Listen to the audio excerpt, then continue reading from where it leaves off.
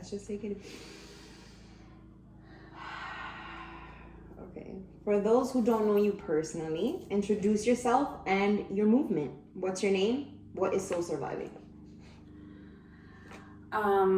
Well, my name is Suzanne, and my movement is really based on helping people in general with any situation figure out a way to come out of it without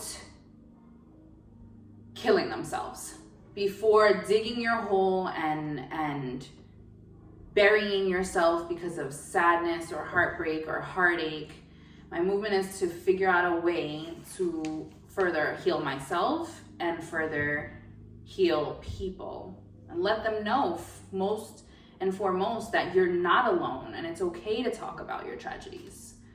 All right, so soul surviving is what we are all trying to do one way or another. You don't have to be in a tragedy to soul survive. You need to be going through something. I couldn't agree more. So before we get into the nitty gritty, I think it's imperative that the world learn a little bit more about you.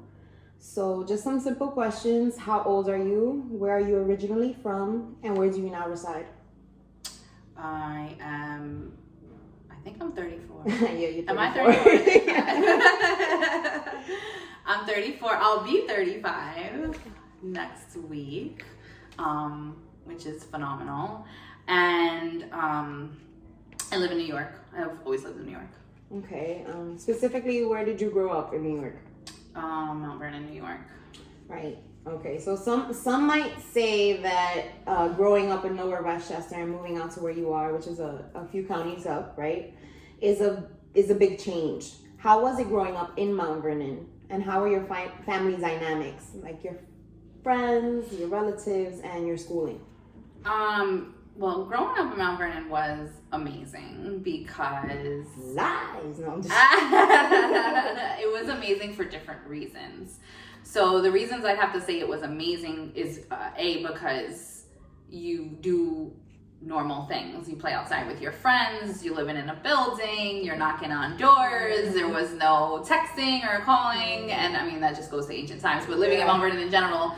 Yes, it was low income, but I had an amazing time growing up. I really did. Just running around the block and playing with your friends is amazing. So that's what I liked about it. The school system was whack. It was terrible, but I learned a lot about who I am from growing up in Mount Vernon. What about your family? How was that?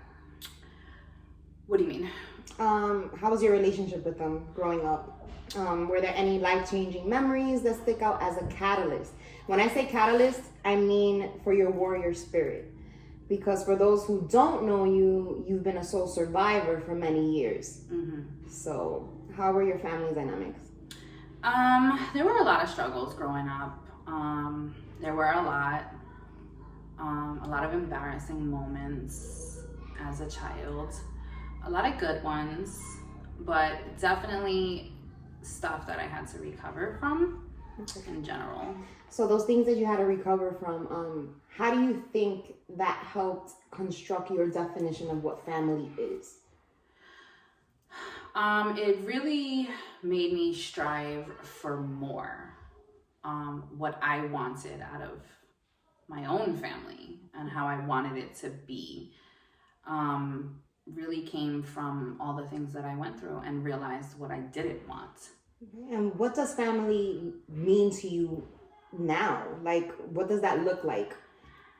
Family means a lot of things to me. What it looks like is my friends, my kids, my parents.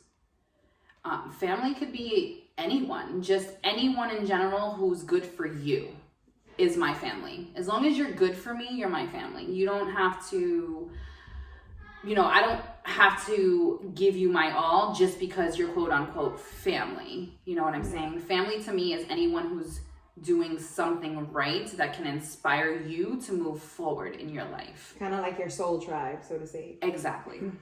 Now tell me more about your immediate family today. Like, are you married? Do you have children? Yes, I am married. I have 3 children. I have 2 surviving Mm-hmm. and 1 who's passed. Okay. And obviously the whole reason that I decided to put myself out there and reach people any way I can. Okay. And before we get into that, do you love being a mom? What does that mean to you, being a mom? Oh my God.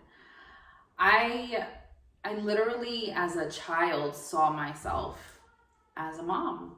Like, you know, it's weird. You have goals, right? Like you want to do things, and just, I would always imagine like what I would do with my children, going to baseball games, you know, influences of like my aunts who I went to baseball games with, or going to the beach with, like, just like little fun activities that made me think about like, oh, what I would do if I were a mom. And I love like every little thing, like every little catch or every little throw is, I thrive off of that. Now I'm not perfect, don't get me wrong, but those, I do thrive off of those things very, very much. So it's easy to assume that, you know, being a mom has always been your dream, right? Being a good mom. Being a good mom. And do you think that, you know, a lot of the strife that you experienced early on in your life has helped mold this dedicated mother that stands in front of me today? Yes. How so? Every little bad thing that I've ever went through, protecting my children from those visuals or dynamics was my sole goal my entire life. Like, to protect beyond all means. I mean, I think that's a really good way to kind of segue into what I kind of want to touch base on, which is parenting, right? Because a lot of people, when they think of parenthood, there's like this safe bubble of diapers and playgrounds and years of school and disciplining and playing, right? But you did mention the passing of a child. And although there are stereotypical situations of parenting, no one ever really thinks about the negative things that could happen, right? Especially with somebody like you who dreams. Would you do the honors of sharing Jacob's story briefly? Yes. So Jacob was is our third child. So there's Angie, there's Jesse, there's Jacob. And we planned for Jacob. We wanted Jesse to have a brother close in age so they could play and just all the things you visualize, right? Since Jesse and Ange were, you know, they're so far apart. So he was born, and when he was born on July 6th, he had like a blue area in his mouth. Mm-hmm. So he got sent to the NICU. They warmed him up. They assumed he was cold. He wouldn't take a bottle, which was odd. He wouldn't take the breast, which was odd. But they said that's normal. So they warmed him up. He wasn't blue anymore. They brought him back. Again, it happened. My husband sent him back to the NICU like something is weird, something is wrong. He looked a little different already, but you know, babies are born funny looking. But it was just, while I was pregnant with Jacob, I kept saying something is different. Something is different. And almost sometimes I feel like I talked that into him, but I just knew something was not the same as the other 2 pregnancies.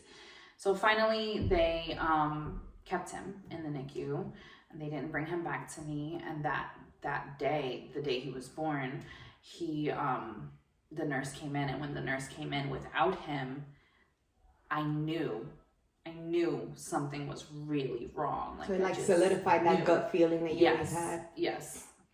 And okay, so that's when you found out that he had what did he have? We we didn't even know what he had. He was just at this point he was a test. He was one big giant test because we had no idea. How'd you feel in that moment?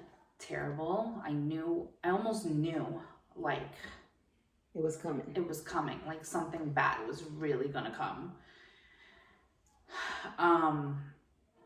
He got flown over to Columbia University. And I signed myself out of the hospital. And his father went with him to, he didn't get, I'm sorry, I got that wrong. He was transported by the ambulance to Colombia. Yeah. And then he went with his father, and I drove over with my cousin, and we were now stationed in this corner of the NICU for 2 months until we figured out what was wrong. Well, they figured out in about 3 weeks what was wrong with him, which was that he had zellweger syndrome, which is 1 in 50,000 cases. Wow. Well, before we get into that part, let's just take it back to the beginning. Okay, so you're excited, you go through your pregnancy, and now you're going through this, right? Yes. And we also didn't know if it was a boy or a girl. The only one we kept to yourself, like, as a surprise. As a surprise. So you're happily married, you have 2 beautiful children, you find out that you're pregnant, everyone's excited, and then this happens, right? Did that skew your entire vision of your family at that point? How did the children take the news? Like, how was this? Like, you're being faced with this decision at this point. Did that change your definition of what family was and how it looked like, or how it's supposed to look like? No, it didn't. It didn't change that specific aspect of my life more than just broken. Like, I felt broken. Like, I felt like my family aspect was broken. And you were afraid. What I imagined was coming, home, they're going to play, they're just going to coddle their brother. Like, all these images, because we all have, right? Women usually have thoughts of what's about to happen wherever they're going. And those thoughts literally got, like, broken and torn from me. They were just torn. I had to, like, change what was really going to happen next. And quickly, I would assume. Very, very quick. And after receiving news like that, I believe that many people will probably veer away from continuing to fight for their child, or at least they're faced with that. Why did you decide to continue fighting for Jacob and taking on such a hardship like that? I mean, well, I knew he was going to pass. They told me that he was going to pass, but I was unable to accept that was going to happen. That was not, in my head, that was not going to happen to my child. He's not going anywhere. He's going to stay home and he's going to stay with me. And that was it. And I was going to do anything and everything I could to ensure in my head that he was going to stay here with us. And so you trucked along and you tried to be the best mother that you could. Can you explain the first months of Jacob's life? How was a typical day with your son? Well, the first 2 months we were in the NICU, so I was there like all the time. Did you have support? Yes. At all? Okay. Immense support, like an immense amount of support, which, like, I'm forever grateful for them, for all of them, because there were people there that were, like, by themselves all the time. And so these are things you recognize, and these are things that change you. So the day-to-day while he was in the NICU was, I would go in the morning. My husband was working nights. He was working far. So we literally would be in the hospital every chance we could, and then go home to spend time with Jesse and Angie, because we also had 2 other children at home. So we would take 2 hours. I would take the kids to the pool, drop them back off, let them know that they were still needed and wanted, and that it just wasn't all about Jacob, because I didn't want them to feel any certain type of way. So I would do whatever activity I could with them within those 2 to 3 hours, and then drop them back off. Being a mom, still juggling. Yeah. So after the first 2 months, obviously you had probably already created a routine the first 2 months where he was you know, in the hospital. Mm-hmm. How was the transition bringing him home? The transition bringing him home was very difficult because the immediate thoughts was how he was gonna pass or where he was gonna pass.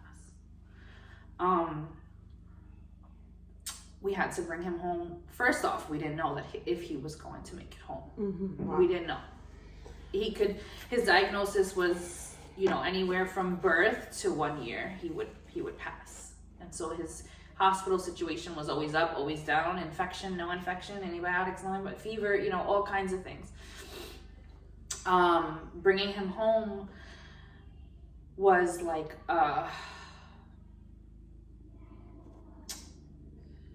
it was like a battle I had won, a portion, right? Because I said he's not dying. He's not. That's not happening. So bringing him home with me. Yeah. Bringing him home was like, okay, you know, maybe I'm right. We're there. So we had to bring his, you know, he had a G tube, so we had to learn how to do all kinds of medical things and, you know, teach our toddler not to yank on his G tube or any of that stuff, and just get accustomed to life, you know, with a very fragile baby.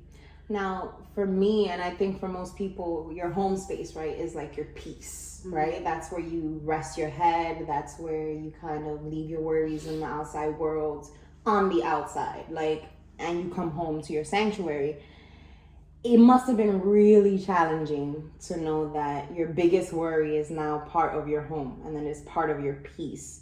But how did you stay so optimistic during this time? What do you kind of like attribute that to, your optimism? I'm just never a person to give up on anything, and to believe like I didn't have control was not even an option for me. So I had to take control. I had to take supplements. I became a doctor. I became a neurosurgeon. I became everything you can think of. Like I learned how the brain works, where he's lacking, why he can't see what he needs to be able to see, where his connectors were wrong. And then I took all of those things into my body to transfer through him, through breast milk. And he was doing amazing. He was really doing amazing. He's thriving, I'm sure. Yeah. But, you know, as humans, you have to go through some dark moments. Like, you know, maybe whether it's in the waking hour or maybe when you rest your head to sleep. If there were any dark moments, what pulled you out of that? What was that drive that didn't want you to give up? Although you did mention you don't give up in life, but this is a little hard because you're facing death at this point. And for a lot of people who face death, it's just like death is the end all be all for a lot of people.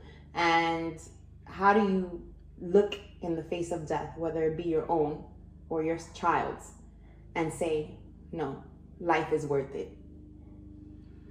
My kids who were not ill, I had to be okay because they had to be okay. Because I knew that if I couldn't succeed in saving him, that they were going to be faced with this loss. And how I handled what might be coming or did come is how they were going to handle how they dealt with what was coming. And I knew that if I fell and crumbled and let them feel my energy and sadness, it would not they only kept be me. Jacob's life, it would be everybody in the family. It would be everybody. Tell me about your trips to Minnesota. So I started calling around because it's almost like his progress to me was like a little bit falling behind. So, you know, like the movements, like he was just moving. He already moved at minimal, but I felt like he was starting to move a little less. And I felt like there had to be something out there, right? Like that's gonna save him, despite what I read. Fighting. You were still fighting. That nobody had ever had a bone marrow transplant, or I searched and I searched and I searched for clinical trials. Okay. I found a clinical trial in Minnesota. And I called myself and I left a message. And Dr. Gupta, I'll never forget him. And Dr. Gupta called me back and he said, "I'm sorry, miss, are you a parent?" And I said, "Yes, my son, I need you to help me save my son." And he's like, "I've never in all my years had a parent call me and leave me a message. It always comes from the doctor. You're referred." He said, "But I can see you. I'll see you." So he gave me a date to come and he gave me some things I needed to do. And we flew over there in a blizzard. And we went to see him for a bone marrow transplant because there was a clinical trial that no one had ever done. And what happened after, while you were there? He did all of the tests and he did an MRI on him, which was very complicated on a baby because you can't move and he's a baby and he's strapped to his height and everything was just very hard to see. He got the brain scan back and he said he's producing myelin. I can't even believe what I'm seeing. He's not eligible for bone marrow transplant because he's producing. I had to wake up my wife. I couldn't even believe what's going on in his brain. He's producing this myelin. Myelin is what's going to help you develop. Wow. And he said, you have to also consider what he's going to go through if this were possible, because he could die from this bone marrow transplant. He's not healthy. And you, first and foremost, would need a match. And he'll be going through a lot of pain, and I don't know if you want that. And I said to him, well, what would you do? And he said, I knew you were going to ask me that. I knew you were going to ask me that. What'd he say? He said, I can't answer your question because I'm not you. I'm not in your predicament, and I feel so bad for you, and I'm honored to have met you and stand here with you, but he cannot have a bone marrow transplant. So what was your decision? Even if he was eligible, even if he did find a donor, I would not have went through with the bone marrow transplant because I didn't want him to have his 6 or 8 or 12 months in pain. I wanted him to be okay. Because that would just be selfish. That would be for my own satisfaction. And I think that would just be evil, and I couldn't live with myself watching him go through all that pain. So how long did he live? He lived until 8 months. He passed away on March 1st of 2019. He would have been, he was 7 months. He would have been 8 months on the 6th, which is when we held his goodbye party. We held him a monthly birthday party and his goodbye party on the date of his turning 8 months. How did you and the family handle that initial shock that morning or that evening when he passed? So when he passed, he was so great. I always tell him he was bad because he was mean to me. But he was, so I kept monitors on him, so I would always check his oxygen, and I learned how to use the stethoscope, and I would check his heart and his lungs and his stool and make sure that everything was... Literally became a doctor. Yeah. Processing. Make sure I had to check his oxygen all the time because that was one of the biggest things. It was respiratory. He had a cold. He got a cold, which was inevitable because I have 2 other kids who went to school and daycare and so on. So he got a cold and literally lingering since Minnesota. RSV. And his oxygen started to decline. Your oxygen needs to be at 95 or above. and I checked his oxygen and he was at like 78. So it was nighttime, maybe like 11 o'clock, and I put him in the car, and I wanted to drive to Columbia so bad, but it was so far from here. So I drove to Putnam Hospital, which is just minutes away, and I checked him in, and they don't know what to do because he's a special case. So then he was helicoptered over to Westchester Medical Center, where his oxygen kept falling, and then it would climb back up, and I'm, putting elderberry in his G tube and giving him his CBD oil, and I'm not for a second imagining Still fighting that he's not coming back. So when his, oxygen kept declining, I slept there, I took a shower there, I stayed there, I never left, not even once. I asked them for special permission, so please let my kids come and see him. So Jesse and Angie came, and stayed for like an hour, and they gave us 15 minutes, but they really let us rock for an hour. And then they left. My sister picked them up, they left, and maybe like an hour or 2 hours later, the nurses came in and asked me, like, do I want to hold him? And they got me all set up in the chair, and they put him in my lap on the recliner, and the machine started going crazy. And then the nurse called the doctor. Just a team of people just came rushing in, and they took him out of my arms. They laid him on the bed. And they said, Miss Silva, do you want me to revive him? And I said, yes. Please save my baby. And then right before he was about to they started to, and I saw his chest like big, really big, because they were pumping it. And then he said, Miss Silva, I'm gonna put the needles in his legs. Are you sure? And my husband looked at me, and he shook his head like that. And I said, no, just leave him be. Just let him rest. Because I didn't want to be selfish. It was his time. And he said goodbye to his sister and brother, which was so important to me. It was so important to me. I'm sure it was important to them too. I'm so sorry. I just have to put that in there. How, just moving on to the next part of grief, because that's the initial part of grief, right?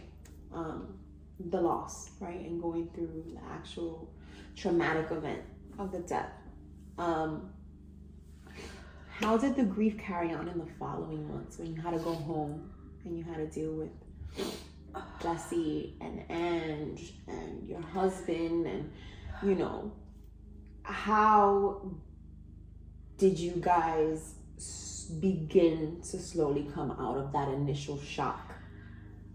Well, I didn't go home.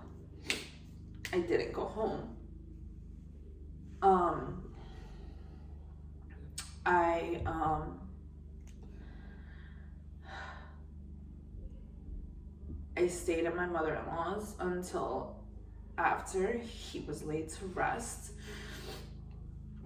And the day he was laid to rest, we took off. I took the kids to Wolf something. It's like Campbell Wolf Lodge, yes. Yeah. Great Wolf Lodge. Yeah. Because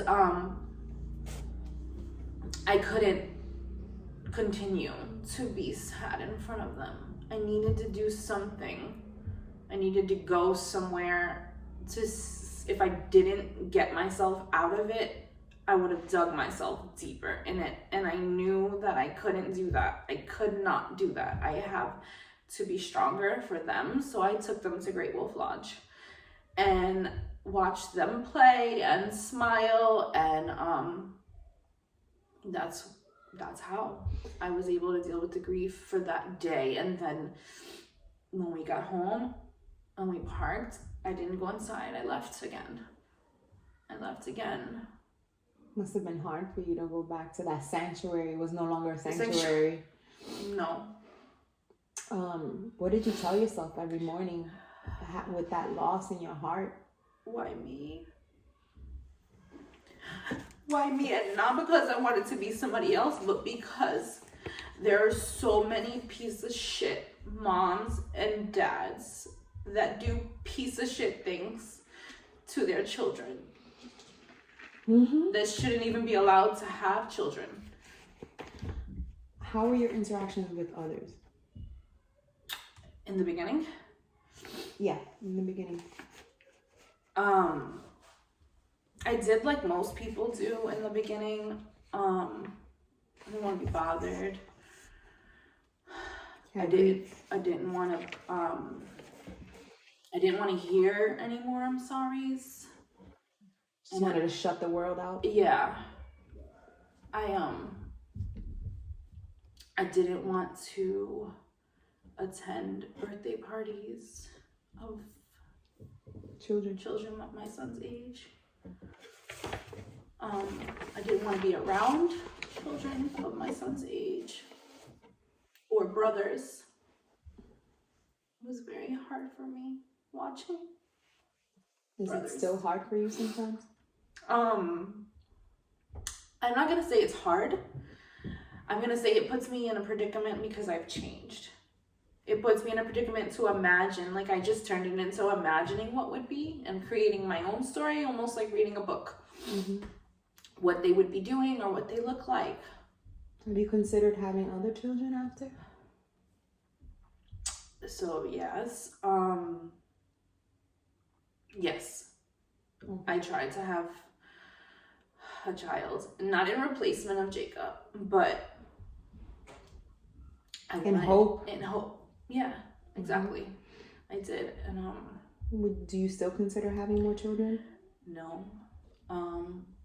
because the disease is 1 in 4, but to try to have a child safely without worrying about the disease, I tried to do IVF. So I paid a lot of money. My husband and we paid a lot of money for IVF. He agreed, let's do it. It's a safer option. Fine. He knows that I wanted more children. Jesse, Ange, they wanted their brother. They wanted we needed to fill a void, all of us. And I think, something so precious as a baby was going to help us. So with IVF, only one of my embryos survived, but that one embryo was affected. It was weeks and weeks of waiting, and that one embryo was affected with zellweger syndrome. The same syndrome that Jacob had.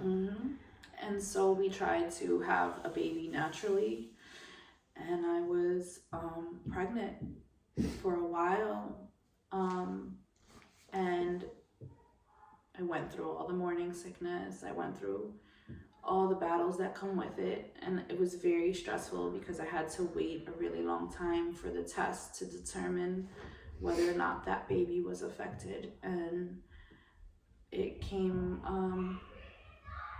down to the baby was also affected with this was after IVF. So the baby was affected with zellweger, and it was a boy. So it I would imagine that it kind of feels like this lingering shadow that just keeps subsiding. Like it just doesn't go away at this point.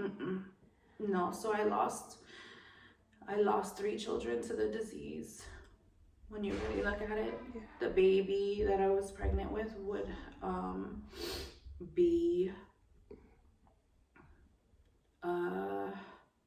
months right now, or 2 months. It's pretty obvious that you've dealt with various levels and forms of grief at this point. You just mentioned it would have been 3 at this point, so technically 3 children you lost to this disease, which is a genetic disease, right? So sometimes it's a little bit difficult. It's more difficult to swallow something that, you know, isn't contagious, or something that you caught, or it's just something that's just kind of predestined in a way. I would probably be one of these people, but some may consider it to be unbearable. But you, Susan, you keep pushing.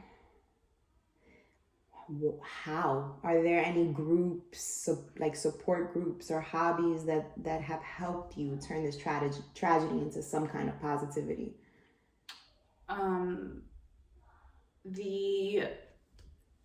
The one group that I am in close connection with is a zellweger group on Facebook, and I've met so many grieving moms, right? The disease is technically rare, but it's really only rare because nobody talks about their loss or their grief.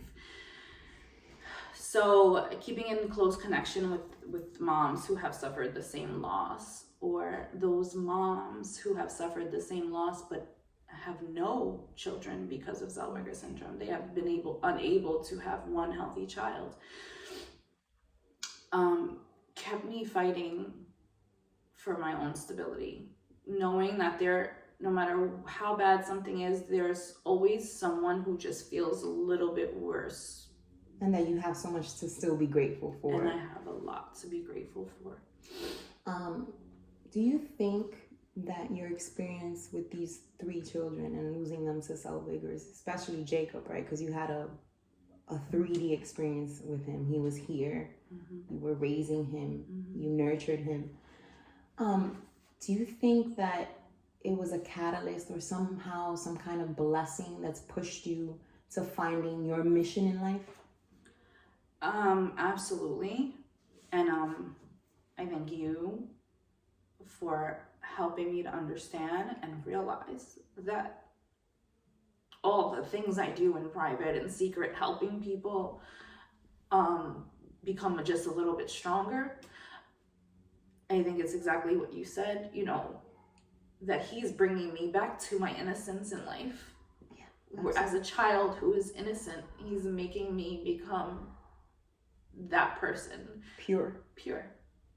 Yeah, you know, when we're pure, we are closest to our soul, right? To our soul's mission, because you know, Jacob was a baby, and he was closest to purity than anybody could ever be, you know, and our soul is really fighting to survive, like you say, to survive the conditioning of the world, to unlearn all the crap that people have told you that you couldn't be or you could be. And that's why I love your name for your whole movement so much, which is Soul Surviving.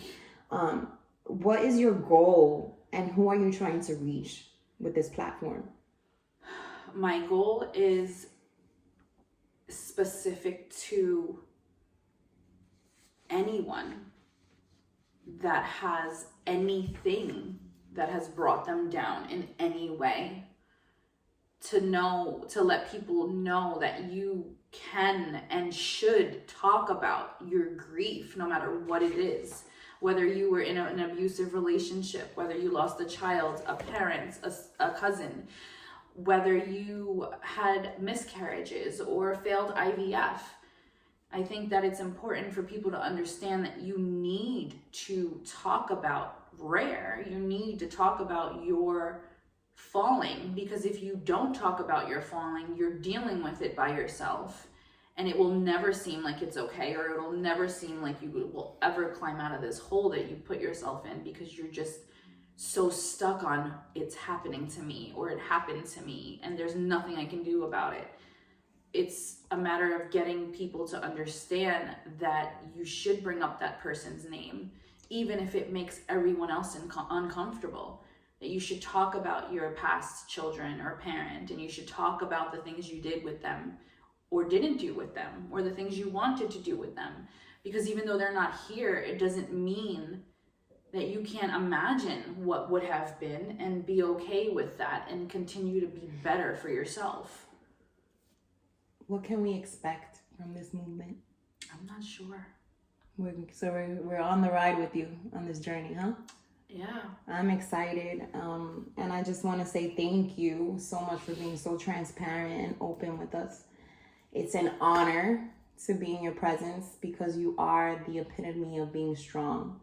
And I am grateful to be part of your life. You're an explosion of inspiration, and this world is blessed to have you, especially your friends and your family.